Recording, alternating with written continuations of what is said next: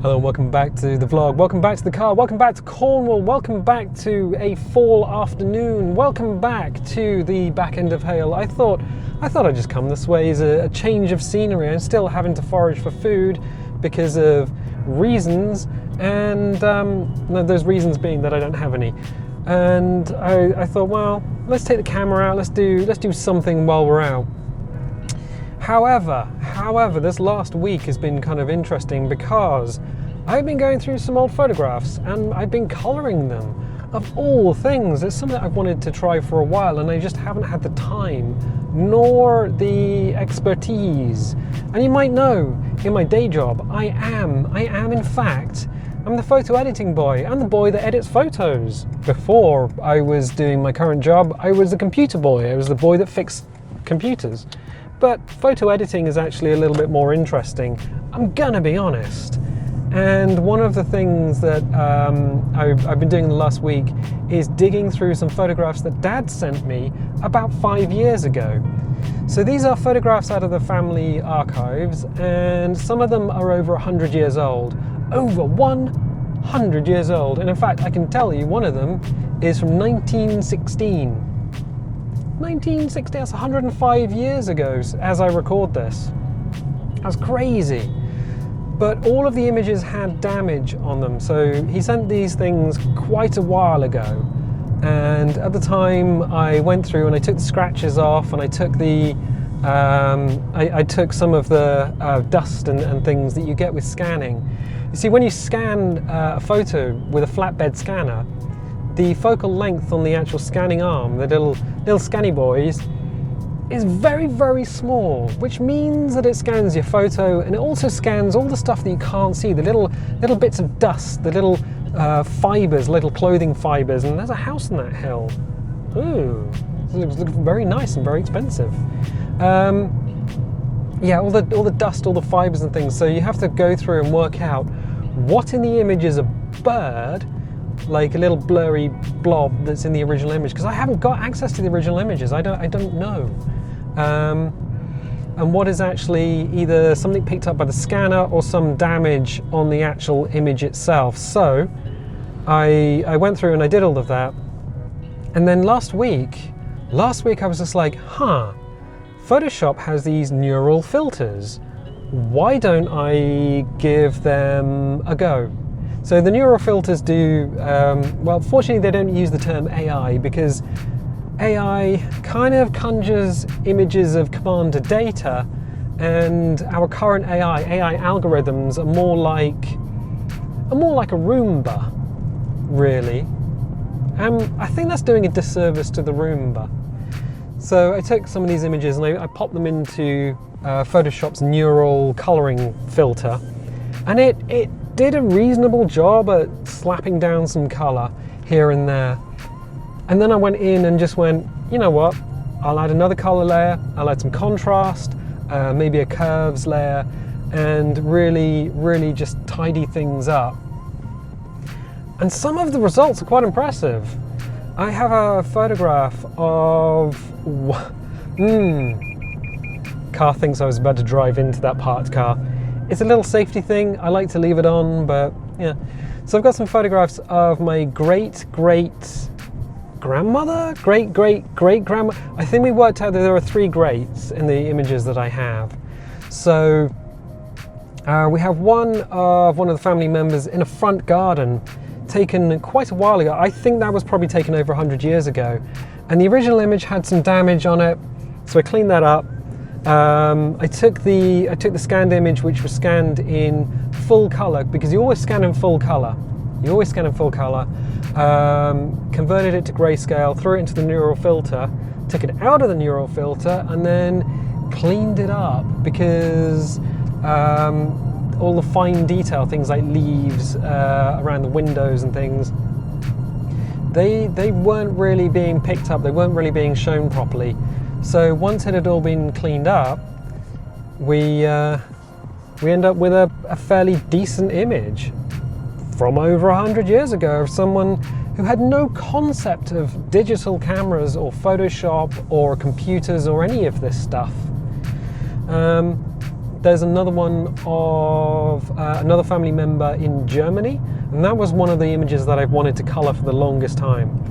I wanted to colour that for the longest time, but it's been very, very tricky because I first had to clean up all the damage to the actual original image, and then grayscale it, neurofilter. Neurofilter did sort of okay, but it had a problem with things like the path. Couldn't work out what the path was, nor could it work out what the concrete, like the sandstone around the brickwork. It couldn't understand any of that.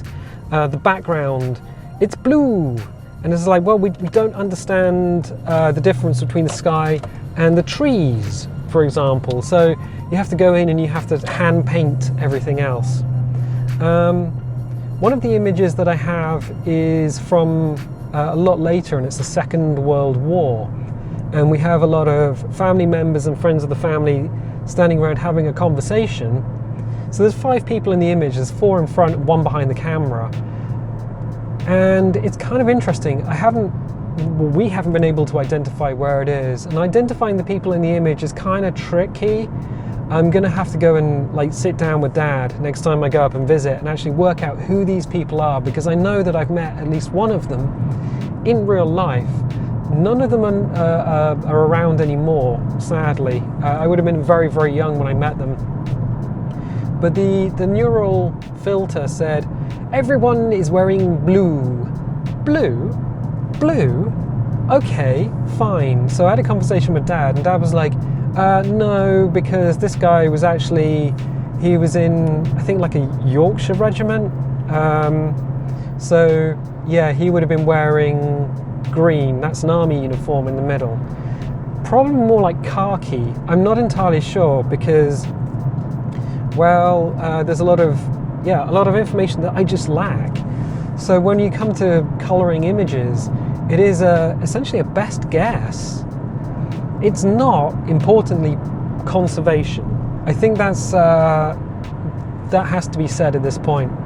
You're not conserving the image. What you're doing is you are bringing things. You're adding life to the image. I think a colour image has a little bit more detail, a little bit more information, and it brings people who have been gone for 50, 60, 70 years.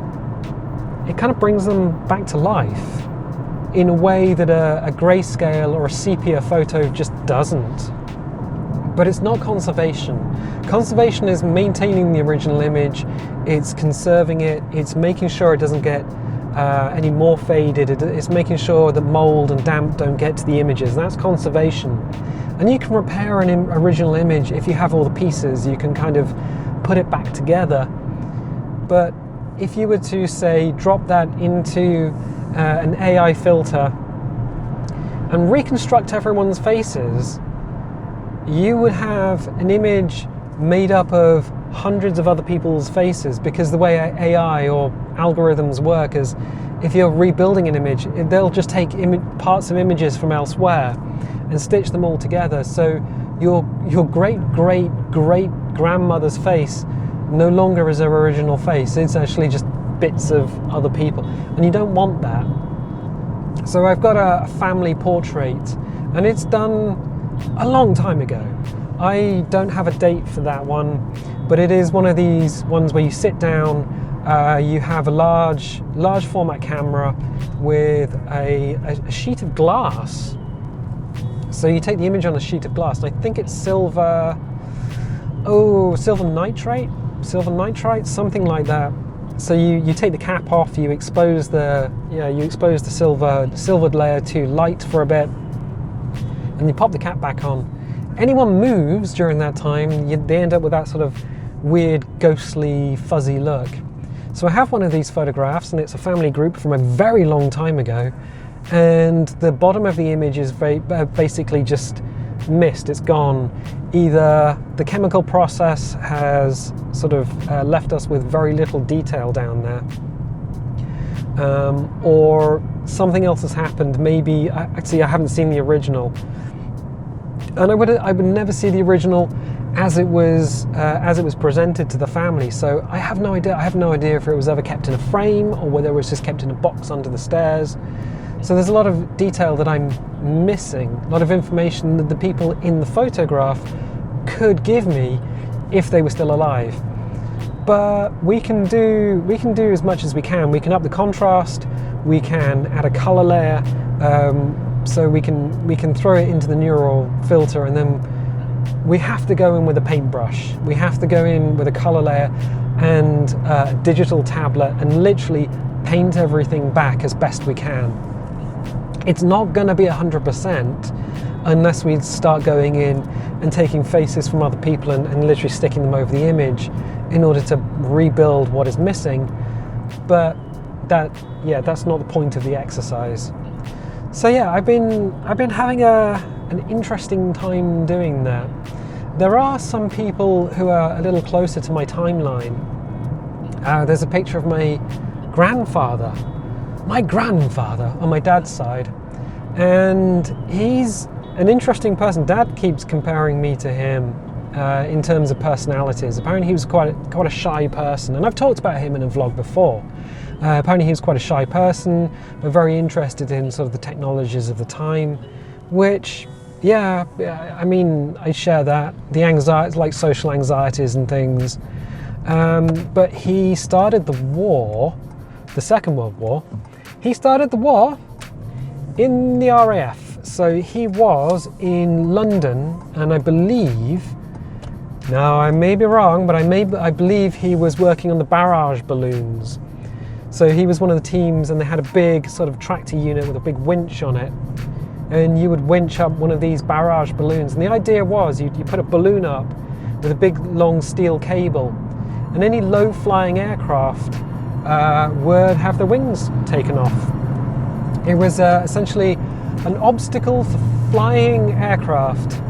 How well they worked, I don't know. I don't actually have any data on how well they would have worked once high-level bombing took over. And a lot of the family at that time, or a lot of like dad's side of the family, would have been in the London area. So they would have seen the effects of the Blitz. They would have seen the effects of the Doodlebugs, the V1 cruise missiles, and they would have seen the effects of the V2 missiles. And when we say they were in the area, I mean, my grandmother worked as part of a recovery crew, and she went out using things like Queen Mary's and the 9-ton trucks to go and pick up bits of crashed aircraft. It is something she did talk about, and my grandmother, that was my grandmother. Her sister, my great aunt, worked in the Wrens, so she was I think catering corps, and she talked about the people on the motor torpedo boats coming back. So she was out. They would just stay in the kitchens and wait for these guys to come back from patrols, because they were in little wooden boats fighting in the Channel with the Germans, fighting using things like machine guns and torpedoes against each other. The war of the little boats, which was just crazy, especially at a time when like the phony war was on and nothing was really happening in the UK at the time. And people were like, is this thing ever going to kick off? And it did, because the Blitz kicked off and things got a little bit spicy, to say the least. Anyway, cool. I hope you enjoyed that. It's a little vlog. We're back in the same place. I should really stop parking in the same spot. Not that any of you guys are ever going to turn up and just be like, I'll wait here in the same spot, and hopefully a big hybrid car will turn up, and I'll say, excuse me, nah, don't worry about it. But yeah, so as we just backing into the spot, got a little camera here, it's fine. Good. I wonder what I'm gonna have for dinner today. Dinner, thinking maybe bean burgers. I'm full on the vegetarian thing. Anyway, I tell you what, like and subscribe if you haven't already, and I'll catch you next time.